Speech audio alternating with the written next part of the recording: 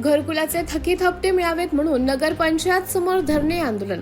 नांदेड जिल्ह्यातील माहूर येथे घरकुल संदर्भातील विविध मागण्यांसाठी गावकऱ्यांनी नगरपंचायत कार्यालयासमोर धरणे आंदोलन केले। माहूर शहरातील पंतप्रधान आवास योजनेअंतर्गत सन 2017 पासून लाभार्थ्यांना अनुदान मिळालेले नाही। प्रलंबित घरकुल अनुदानाचे हप्ते तात्काळ वर्ग करण्यात यावे अशी प्रमुख मागणी यावेळी करण्यात आली।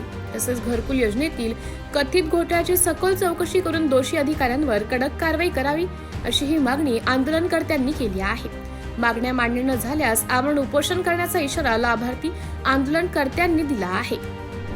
माहूर शहरातील लाभार्थ्यांचे जवळपास 7 ते 8 वर्षापासून जे पैसे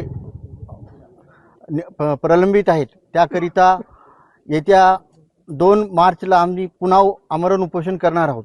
माहूर नगरपंचायतमध्ये जे 2 कोटीचा जे अपहार झालेला आहे त्या अपहाराची तात्काळ चौकशी करण्यात यावी आणि 2 फेब्रुवारीच्या आत माहूर नगरपंचायत हद्दीतील सर्व लाभार्थ्यांच्या खात्यामध्ये त्यांची उर्वरित घरकुलाची जे निधी आहे ते तात्काळ जमा करण्यात यावा।